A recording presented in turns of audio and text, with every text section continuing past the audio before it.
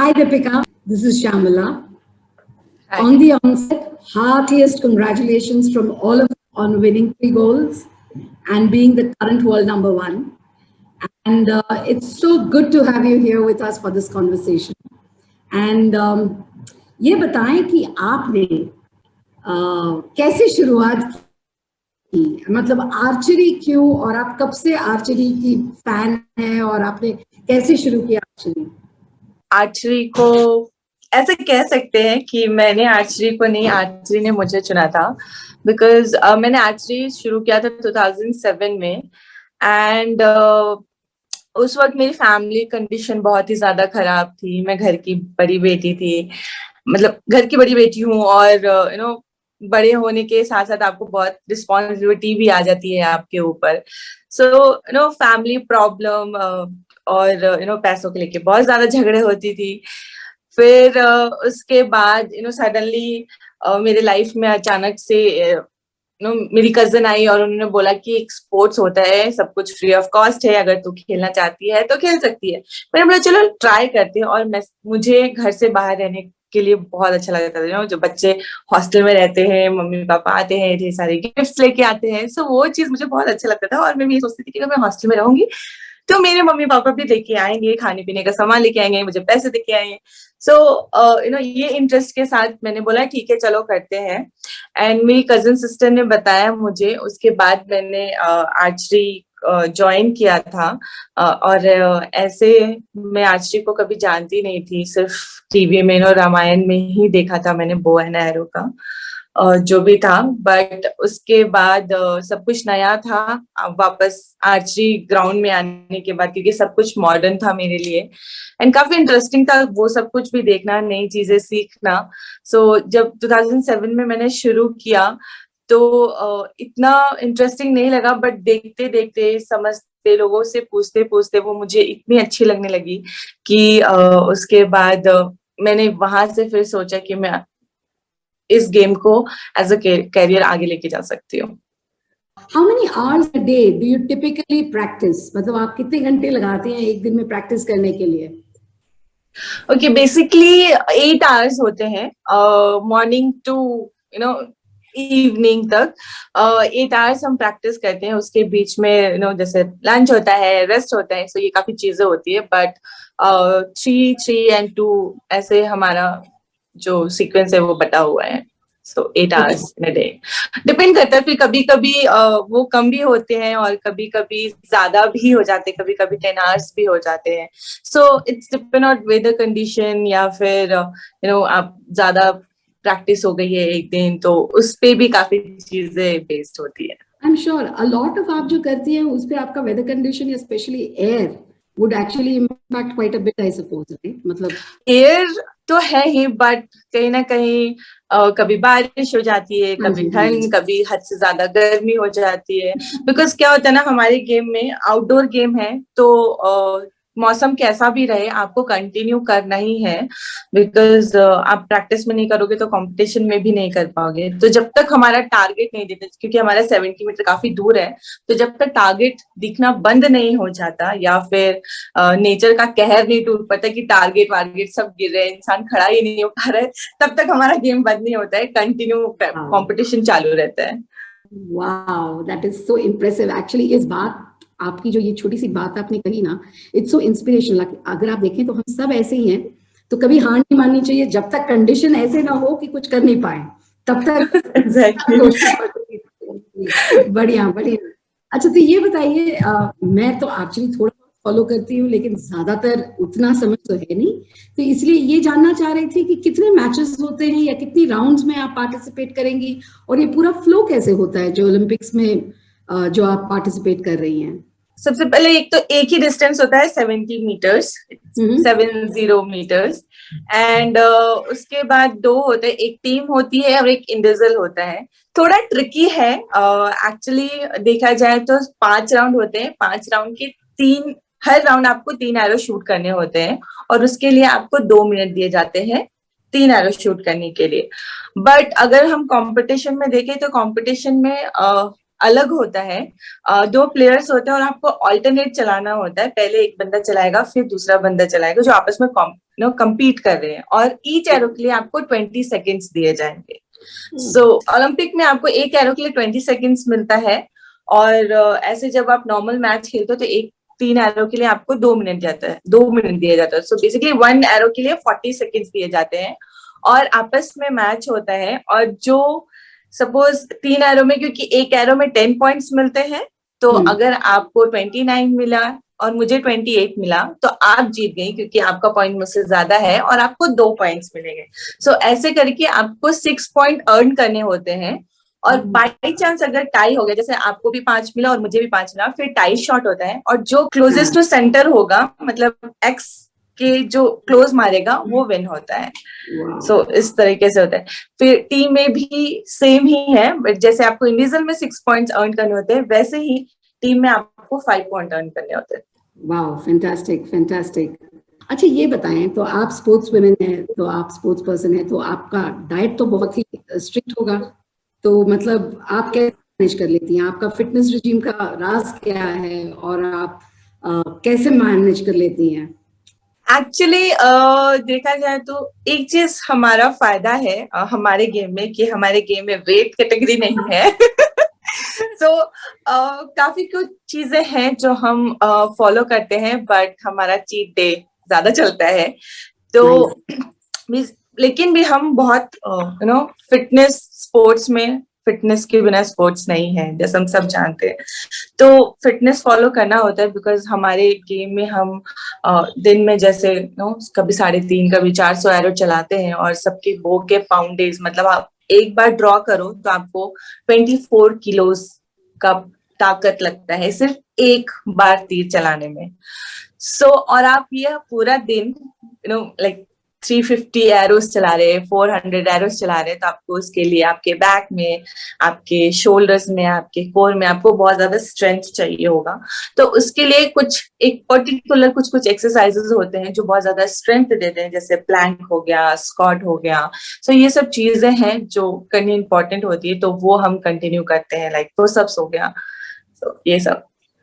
तो एक्चुअली आप 8 hours practice करती हैं, और इसके अलावा आप अपने फिजिकल एक्सरसाइजेस भी करती हैं, तो वो तो और must be 1.5 hours 2 hours almost की।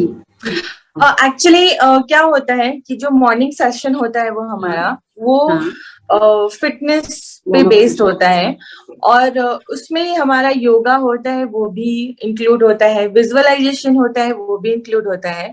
नॉर्मली हम जो हैवी वर्कआउट होता है वो हम शाम को ज्यादा करना प्रेफर करते हैं, बिकॉज वो टायर्डनेस इतनी होती है कि उसके बाद तीर चलाना थोड़ा डिफिकल्ट हो जाता है, बिकॉज बहुत ज्यादा एफर्ट लगता है। हम शाम को वर्कआउट करते हैं, जो वेट ट्रेनिंग हुआ या फिर बॉडी वेट ट्रेनिंग हुआ, वो हम शाम को करते हैं, और जो बाकी का 6 आवर्स और 7 आवर्स होता है वो हम तीर चलाते हैं, शूटिंग करते हैं। ये विजुअलाइजेशन जो आप बोल रही हैं, ये एक्चुअली आप रेफर कर रही हैं basically exercises for the eyes, या is it visualization is something else? Visualization basically mental training का एक पार्ट है। Okay. मैं आपको समझाती हूँ क्या होता है कि सपोज हमारा बहुत सारे टेक्निकल चीजें होती हैं गेम में, और विजुअलाइजेशन एक ऐसे हेल्प करता है कि मान लीजिए आप किसी वजह से आप प्रैक्टिस नहीं कर पा रही हैं, अगर आप उस वक्त विजुअलाइजेशन कर रही हैं, तो जो आपकी शूटिंग में जो पकड़ होती है, या फिर कोई भी गेम में जो पकड़ होती है, टेक्निक होती है, वो उसको भूलने नहीं देता है। और सपोज जैसे टेक्निकल गेम में बहुत सारे इश्यूज आते रहते हैं, जैसे हमें हर दिन कुछ ना कुछ टेक्निकल इश्यू होते ही रहती है, कुछ ना कुछ हमें सुधार करनी पड़ती है, तो वो चीज हम विजुअलाइजेशन में करेक्ट करते हैं, ताकि वो प्रैक्टिकली हमें करेक्ट हो जाए, क्योंकि वो हमारे मेमोरी में जाके फिट होती है, हम विजुअलाइजेशन करते हैं। तो विजुअलाइजेशन ये फायदा होता है हमें पूरे वर्ल्ड में। जैसे आप जब जाती हैं तो पूरा टीम, या आप कैसे महसूस करती हैं? क्या होता है ना, हमारे पीछे एक पूरी टीम होती है, और जितने शिद्दत से हम चाहते हैं, हम मेडल जीतना चाहते हैं, उतनी ही शिद्दत से हमारी पूरी कंट्री चाहती है, वो टीम चाहता है जो हमारे पीछे हर दिन काम करता है, चाहे वो हमारी गवर्नमेंट है, हमारी फेडरेशन, हमारी साई है, हमारी ग्राउंड में बैठ के घास काटने वाला एक आदमी है, हमारे ग्राउंड में जो सपोर्ट स्टाफ होते हैं, जो कैमरे में शायद एक बार भी नहीं दिखते हैं, बट उनका उतना ही कंट्रीब्यूशन होता है जितना हम 8 घंटे या 10 घंटे हम ग्राउंड में प्रैक्टिस कर रहे हैं, वो भी हमारे साथ ग्राउंड में है, चाहे वो बैठ के हमें देख क्यों ना रहे। और आई थिंक मुझे ऐसा लगता है कि वो बैठ के देखना उनके लिए बहुत ज्यादा डिफिकल्ट होता होगा, क्योंकि हमारे माइंड में कुछ चल रहा होता है, हमारे बॉडी में हम बॉडी से काम कर रहे होते हैं, हम सोच रहे होते हैं कि हमें ये ठीक करना, बट वो सिर्फ बैठ के हमें देख रहे हैं और वो वेट कर रहे हैं कि ये कब खत्म करेंगे तो हम ग्राउंड को ठीक करेंगे, या फिर वो लोग आएंगे तो हम कैमरा सेटिंग करेंगे, शूटिंग लाइन में। तो उनका भी कंट्रीब्यूशन होता है, पूरी कंट्री प्रे करती है हमारे पीछे, और हम मेहनत करते हैं, और शायद उनका वो कंट्रीब्यूशन ही है जो हम इतने शांति से और इतने मन लगा के हम प्रैक्टिस कर पाते, क्योंकि जो हमारा आधा काम है वो हमारे सपोर्ट स्टाफ कर लेते हैं। सो उनका भी उतना ही हाथ होता है जितना हमारा हाथ होता है, बस ये होती है कि हम दिखाई देते हैं कैमरे में और वो पीछे वो नहीं दिखाई देते, फिर भी वो काम करते रहते हैं उतनी शिद्दत के साथ। Beautiful, beautiful. This humbleness of yours and this humility, जो आपका बड़प्पन है, this is so amazing. I mean, it's incredible. अच्छा, आप ये बताएं, बचपन में आप टॉम बॉयज थी या आप बहुत गर्ली थी? एक्चुअली बचपन में मुझे बहुत मन था गर्ली टाइप का रहने का, बट मेरी मम्मी पापा टॉम बॉय बना के रखते थे, एकदम छोटे छोटे बाल, दौड़ती थी तो उड़ते रहते थे, पैंट एकदम बड़े बड़े, अगर स्कर्ट्स भी देंगे ना तो एकदम एंकल की तरह देंगे कि नहीं, घुटने से ऊपर नहीं आना चाहिए। पापा बहुत पहले जमाने के हैं तो उनको हाथ भी कटा हुआ नहीं चाहिए, एकदम हाफ हाफ होना चाहिए। बाकी सब स्कूल में हम देखते थे ना, एकदम मस्त शॉर्ट स्कर्ट पहन के जा रही है, एकदम टिप टॉप बन के जा रही है, हम देखो कैसे एकदम झल्ले टाइप के पहुंच गए हैं स्कूल। तो ना टॉम बॉय ना गर्ली बीच के थे हम, मतलब जब मन करता था वो जो उठा के पहन के चल रही है, वैसा हिसाब था हमारा। लेकिन आपको अब देखने से ये मुझे जरूर दिख रहा है कि आप एटलीस्ट अपने आप को संवारने में बहुत बिलीव करती हैं। आपकी जो ज्वेलरी की कलेक्शन है ना, जो मैं हमेशा देखती हूँ, आपका जो जनरली आप जब एरो शूट करती है, one thing which is most visible is आपका ये जो नथ है, और आप में जो रिंग्स हैं, ये तो मुझे मतलब दिखते ही दिखते हैं। तो इसीलिए मुझे तो लगता है कि अभी आप बहुत ही फेमिनिन हैं, मतलब even if you are wearing your tracks, there is a certain beautiful femininity about you, and of course मैं अभी आपकी डिंपल देख के I am actually admiring it. It's so beautiful when you smile, you have a beautiful smile. Actually कह सकते हैं, because बचपन में वो चीजें नहीं मिली ना, तो बड़े होके मनमर्जी कर सकते हैं, बट इट्स वेरी इंपॉर्टेंट कि आप कुछ भी कैरी करते हो ना, चाहे वो कॉस्ट्यूम हो या फिर ज्वेलरी हो, आपको कॉन्फिडेंट होना बहुत जरूरी है, और यही चीज मेरे ऊपर है कि मैं कोई भी ज्वेलरी पहनती हूँ ना, मैं एकदम कॉन्फिडेंट रहती हूँ। मैंने सेंटेंस लगाया था, मुझे बहुत लोगों ने बोला था, मैंने बोला भाई देख, मुझे बहुत अच्छी लगती है, तुझे अच्छी नहीं लगती वो तेरी प्रॉब्लम है। मुझे बहुत अच्छा लगता है एक्चुअली ज्वेलरी पहनना, बट हम ज्यादा नहीं पहन सकते, इसलिए जो छोटी छोटी चीजें जो हम स्पोर्ट्स में पहन के हम चला सकते हैं और कंफर्टेबली एक्सरसाइज कर सकते हैं, वो तो पहन ही सकते, तो इसलिए मैं पहनती हूँ। I am sure. आपकी फेवरेट कौन सी है? ये तो बनना है। लेकिन ये आपने, I mean what is the story behind this नथ ऑफ योर्स? ये तो आपकी मतलब आइकॉनिक हो गई ये वाली नथ जो आप पहनती हैं, तो ये इसके पीछे कहानी क्या है? ये कैसे आपने पहनना शुरू किया, किस उम्र से शुरू किया? एक्चुअली ज्यादा उम्र नहीं हुआ, अभी लॉकडाउन के पहले जब हमारा कैंप शुरू होने वाला था, तभी मैंने कराया था। 9 months हो रहे हैं, so मैंने रिसेंटली ही करवाया है। It has become so popular, like आपके बारे में किसी से भी, when we were announcing it in our office कि we are actually tying up with you, तो सबने बोला अरे she the one wears her nose ring so well, और हम तो ज्यादातर ज्वेलरी ब्रांड कहना, तो इसीलिए पहले हमारे आंख वहीं पे जाती है। So everybody recognize you by that. It's amazing. I mean, it's a beautiful statement you have. बढ़िया स्टेटमेंट है ये आपका। लेकिन ये बताएं, what kind of clothes do you now wear? आप तो बचपन में कह रही थी कि जो भी दिया पहन लिया, चल रही है, तो अब आपका फेवरेट क्या है? अब आप किस पे इंडल्ज करती हैं? Actually Feel, don't feel. मुझे दोनों पसंद है। इस इंडियन भी पसंद है और वेस्टर्न भी पसंद है। सो बेसिकली इंडियन के साथ में थोड़ी लॉन्ग ज्वेलरी ज्यादा प्रेफर करती हूँ। एंड मैं नोज रिंग तो पहनती हूँ, लाइक मेरे पास नोज रिंग रहेगा, नहीं तो छोटी वाली होती है, आई डोंट नो मैं उसको क्या बोलते हैं उसको, बट मैं वो पहनती हूँ। एंड नॉर्मली जो वेस्टर्न ड्रेस होते हैं उसके साथ छोटे छोटे जो ज्वेलरीज होते हैं, लाइक इयररिंग्स वगैरह, वो पहनना ज्यादा अच्छा लगता है मुझे। नाइस। तो अभी एक क्विक रैपिड राउंड करें। अब मैं आपसे फटाफट सवाल करूंगी और आप अपने चॉइसेस बताएंगे हमें। Okay.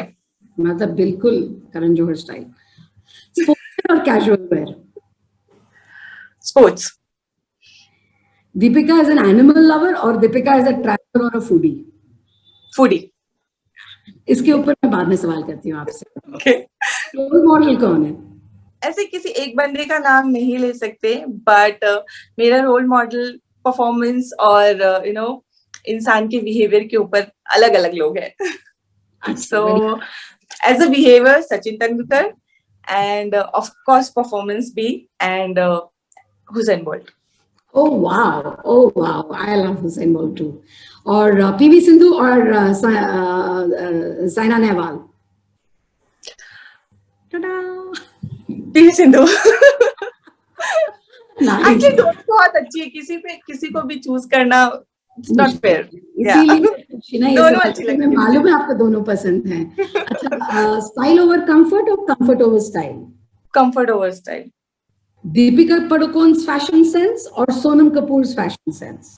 Sonam Kapoor. Nice. If not an archer, आप क्या बनती? I don't know. और आपके फेवरेट स्पोर्ट्स पर्सन कौन है? एक्चुअली मैं अपनी बहुत फेवरेट हूँ,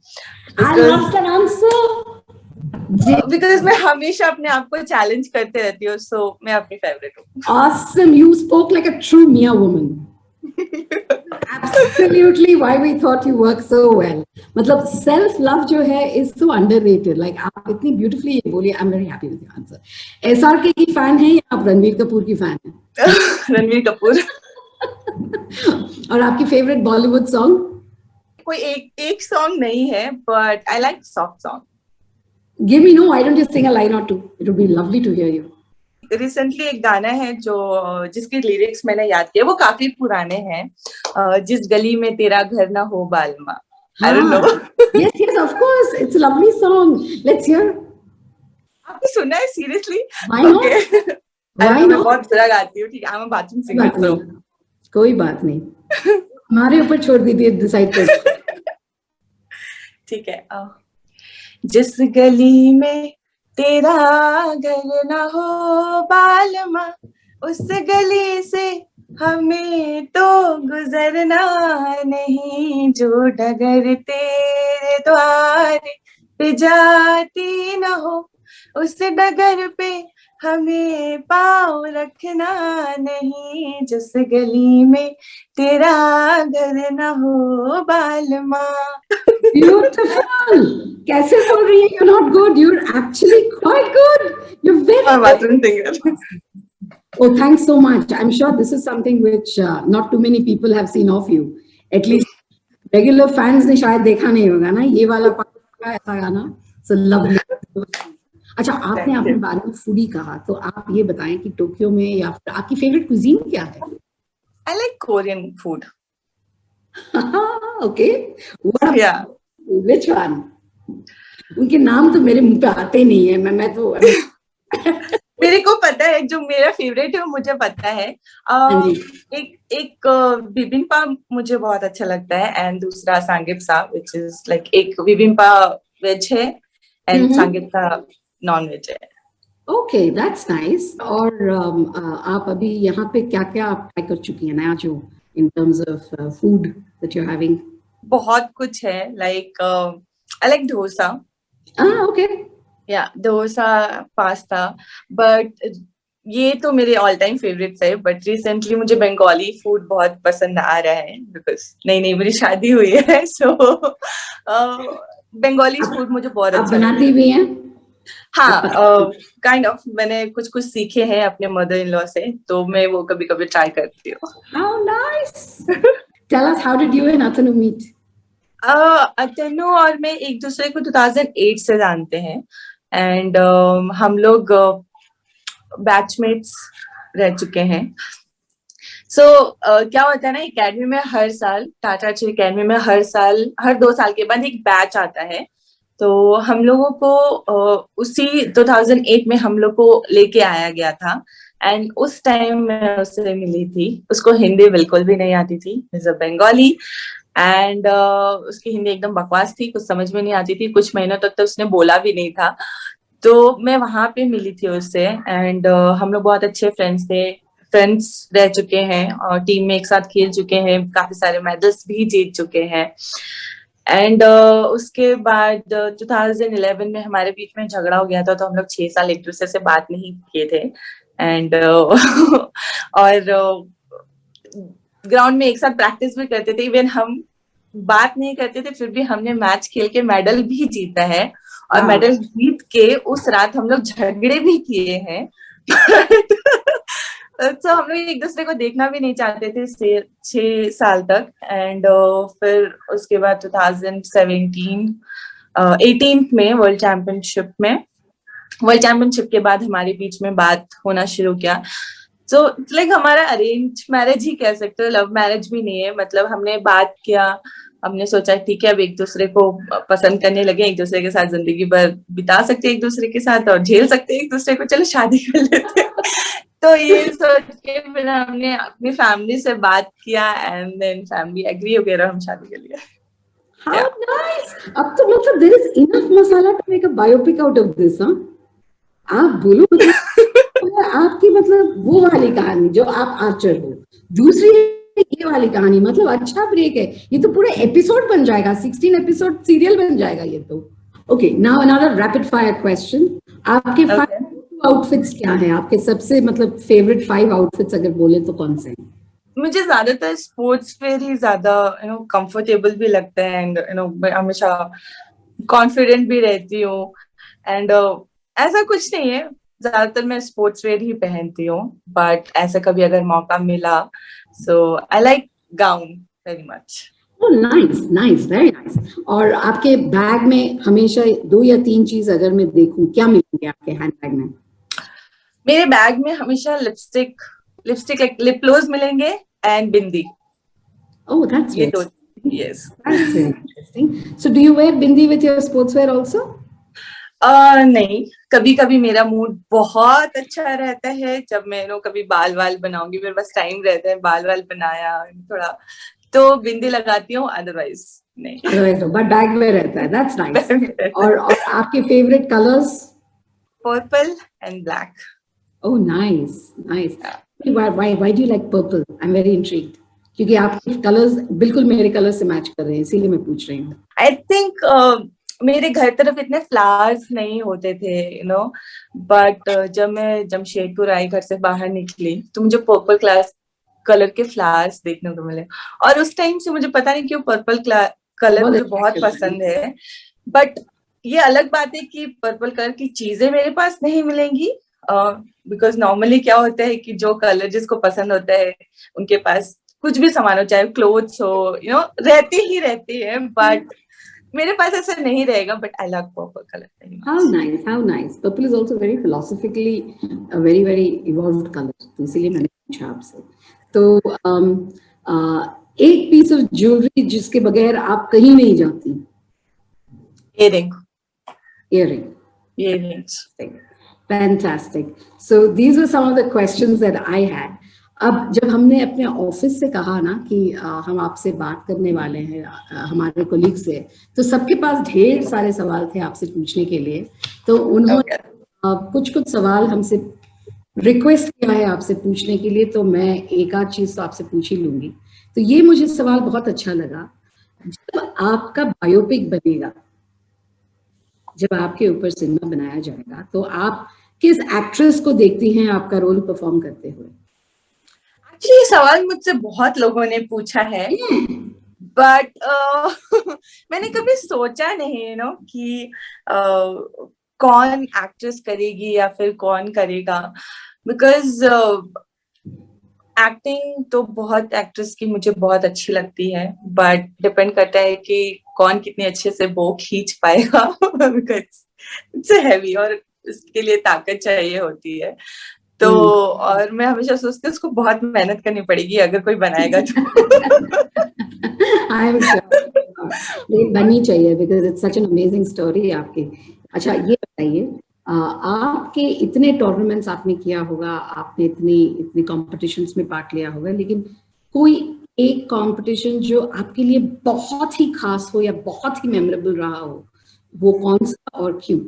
मेरा फर्स्ट जब मैं चैंपियन बनी थी सब जूनियर में, वो मोमेंट मेरे बहुत करीब है बिकॉज काफी प्रेशर था मेरे अंदर और I was 16 years old and मुझे कुछ पता भी नहीं था उस वक्त क्या होती है सब, पोडियम में चढ़ने के बाद कैसी फीलिंग आती है, नेशनल एंथम बजने आपकी वजह से बज रहा है उसकी कैसी फीलिंग आती है, कुछ भी नहीं पता था। एंड उस वक्त मैं बहुत डरी हुई थी, मेरी सारे टीम मेंबर्स का टूर्नामेंट खत्म हो गया था, सिर्फ मैं अकेली बची हुई थी और मेरा गोल्ड मेडल का मैच था और जो मेरी अपोनेंट थी रशिया की, और मैं उससे काफी ज्यादा डरी हुई थी, मतलब मेरा पहला फाइनल टूर्नामेंट और मैं बहुत डरी हुई थी। जब मेरा मैच शुरू हुआ तो मैंने मैडम को बोला कि मैडम मुझे बहुत डर लग रहा है, मैंने पहला राउंड मारा, उसके बाद बोला बहुत डर लग रहा है मेरे को, मैडम ने लिटरली यहाँ पे 2 मुक्के मारे जोर से वही फाइनल मैच में, बोला डर क्यों रही है अमान। उसके बाद जो मेरे अंदर जो कॉन्फिडेंट आया और मैंने मारा, फिर उसके बाद वो मैच जीत भी गई मैं, मतलब मेरे को इतनी खुशी मिली वो पोडियम में चढ़ के फ्लैग के साथ, आपकी वजह से वो नेशनल एंथम बजना, लिटरली मैं बहुत ज्यादा एक आंख में आंसू आ गए थे, मेरे गूज़बम्प आ गए थे। सो वो एक पहला फीलिंग होता है ना, वो हमेशा मुझे याद रहेगा और हमेशा वो याद रहता है कि कैसे आपकी वजह से नेशनल एंथम हुआ था और आपने प्राउड फील कराया था। I am sure, I am so sure it must be amazing. आपकी बस बात सुन के मेरे आंखों में पानी आ गया to imagine what a proud moment it must be. This is, you are the lucky ones for whom this happens. हम तो सिर्फ साइडलाइन से देखते रहते हैं। Totally amazing. लास्ट एक सवाल, अगर आप हमारे यूथ से या हमारे फैंस जो मिया के ज्यादातर कस्टमर्स हैं जो यंग और यंग एट हार्ट हैं, आप उनसे क्या बोलना चाहेंगे to the youth of this country? मतलब आप भी यूथ आइकन हैं, तो आप क्या मैसेज देना चाहेंगे? बहुत सारी कुछ है बोलने के लिए, बट कुछ चीजें बोलूंगी। आजकल की यूथ्स हैं उनको मैं यही बोलूंगी कि नेवर गिव अप, क्योंकि और अपने जो आप जहाँ पे आप गिव अप कर देते हो ना, आपकी ड्रीम्स वहीं पे खत्म हो जाती है। सो चाहे कितने भी टाइम लगे, चाहे कितनी भी मेहनत क्यों ना करने पड़े, आप गिव अप मत करिए। और एक सेल्फ बिलीव होता है, एक सेल्फ कॉन्फिडेंट होता है, कुछ भी कर रहे हो डजंट मैटर लोग क्या कह रहे हैं हमें एंड क्या सोचेंगे, आप सिर्फ खुद पे कॉन्फिडेंट रहो, जो आप कर रहे हो, जो आप सोच रहे हो, जो आप पहन रहे हो, उस पे बस कॉन्फिडेंट रहिए एंड प्लीज डेटरमिनेशन के साथ अपना काम कीजिए। That's it. Fantastic. Fantastic.